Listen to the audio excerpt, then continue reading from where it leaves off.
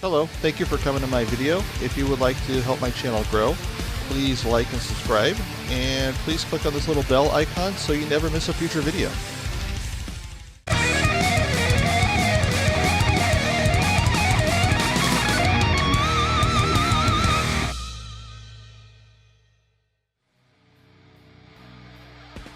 Hey guys, what's up? So recently there has been some really strong rumors of Xbox games coming to the Nintendo Switch, most likely using their streaming service, maybe playing natively on the console. And as you guys, if you've been watching my videos, you know I am a huge fan of the Nintendo Switch console. So for this, I am stupid excited for this, especially considering even though the Xbox isn't my favorite console, it's still my go-to console because it's the one that I play with my friends more. I am very much looking forward to this. PUBG, for example, I love playing PUBG with my friends, PlayerUnknown's Battlegrounds. Whenever I travel and I go visit my parents, if I'm only visiting there for like a day or two, I usually just take my Nintendo Switch, and my friends are usually left out because they're without a player. If I stay there like longer than like 3 or 4 days, then I'll take my Xbox, but I usually don't like unhooking it and hooking it back up and whatnot. This will allow me to play games like PUBG on my Nintendo Switch when I'm visiting family and I have good internet access. Halo Master Chief Collection. Who thought you would ever get to play Halo on a Nintendo product? But then again, in the mid-late 90s, we said the same thing about Sonic the Hedgehog. So if this is true, I'm excited to be able to play PUBG on this. I'm excited to be able to play Halo Master Chief Collection, any of the old Halos. Halo Wars, I still play Halo Wars from time to time, so it'd be a lot of fun to play Halo Wars. If this is a streaming service, you're of course going to get some of that input lag problem because there's a time delay from when the video feed leaves the server and comes to your console. But playing an RTS game like Halo Wars wouldn't be as big of a factor as it would be for playing like a first-person shooter. Also, just various other games that's available on Xbox Game Pass.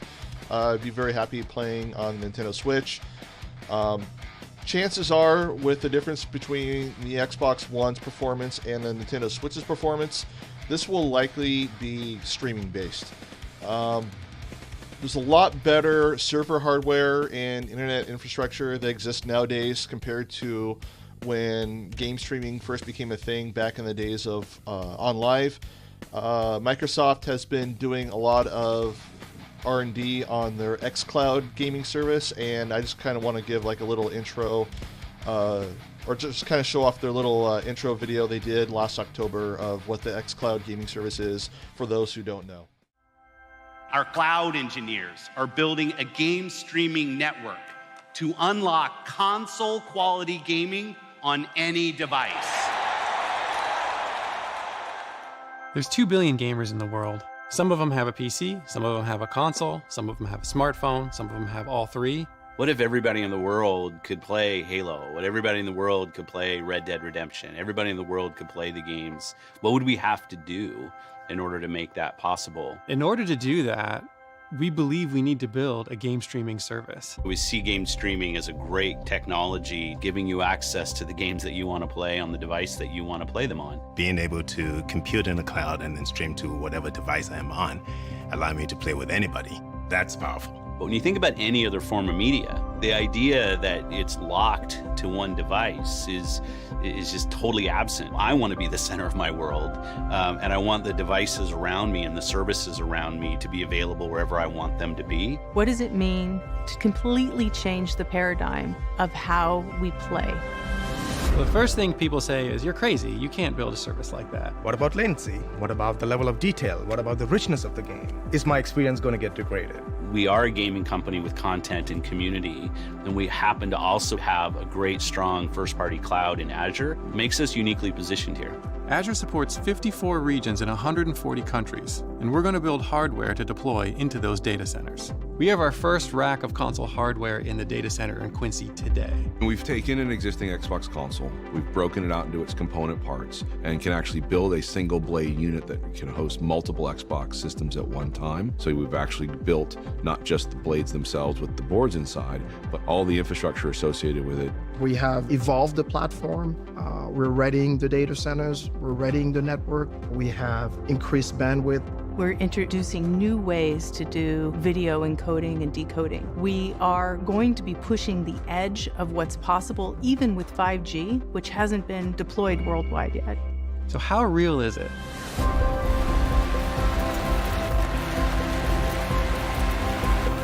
The first time I played Forza on my Android phone, it was just amazing. You're playing your favorite game, and it's streaming. You'll be able to play with an Xbox One controller connected via Bluetooth. And if you don't have a controller, you'll be able to play with our touch input controls. I'm a huge console gamer, but now when I'm done with the console or my son walks into the room and he wants to play something else, I don't ever have to stop gaming because I'll be able to game the games that I love on every device that I own. As we think about this next step for us, the idea of putting the gamer at the center is critical to how we goal ourselves in the gaming team and the Xbox team. We love the device that we build, our Xbox consoles. We want those to be world-class, the best place to play. Consoles are still gonna be a flagship experience. You know, you're gonna have that immersive, high-fidelity experience with your amazing sound systems. It's all right there. But we know not everybody on the planet's gonna go buy a gaming console. It's actually about choice for you. It's amazing for traditional console players because it gives them another place to play.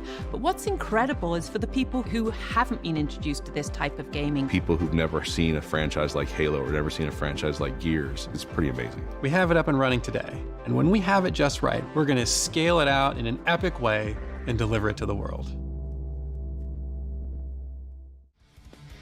So yeah, that's Microsoft's XCloud service that they're supposed to be unveiling. No, Microsoft isn't like paying me for anything or promoting it, but yeah, I mean, it looks really impressive. I mean, it makes a lot of sense for Microsoft to work with Nintendo to try and get these games on Nintendo. Xbox is pretty much not a threat to Sony or Microsoft in Japan, so it's a great way for them to get out in the Japanese market. There's a lot in it for Nintendo as well because it expands even further third-party support, and there's also some rumors that Microsoft is working with Xbox Live support on Nintendo Switch. So yeah, I mean, it's a win-win for both companies. Nintendo could obviously be making some money off this as well. I mean, for every Xbox game that's played on Nintendo Switch, Nintendo will obviously get some kind of kickback or income from that. So yeah, it's definitely a win-win for both companies. But even though it'll likely be using streaming service, I'm still hoping there'll be games played natively on the console. Because, for example, I want to play game.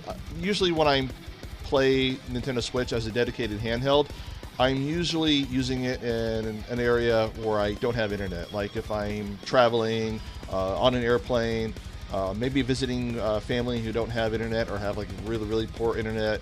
So many digital games from like the 360 era, they can be ported perfectly fine to Nintendo Switch, since the Switch is more powerful than the previous generation of consoles, and they can be played on there rather easily. Like I would love to see like older versions of Halo, like the 360 versions of Halo, Castlevania Symphony of the Night, because I still play the 360 version on that all the time, especially when it's backwards compatible on the Xbox One. Street Fighter 4, I don't play a lot of Street Fighter, but every once in a while I enjoy playing the game. Orange Box, maybe even Star Wars Knights of the Old Republic from the original Xbox. That'd be pretty cool to play on Nintendo Switch. But even if it's entirely streaming based, like I said, I'm usually not a fan of streamings on handhelds because, again, when I'm playing a handheld, whether it's Game Boy Advance, DS, PSP, and now Nintendo Switch, it's usually when I'm traveling with no internet, like on an airplane or in a car ride with family or something like that. However, with Xbox games, I can kind of make an exception to that because the majority of the Xbox games that I like to play are online games like Halo Master Chief Collection or PlayerUnknown's Battleground or Halo Wars. So an online connection is kind of needed anyway.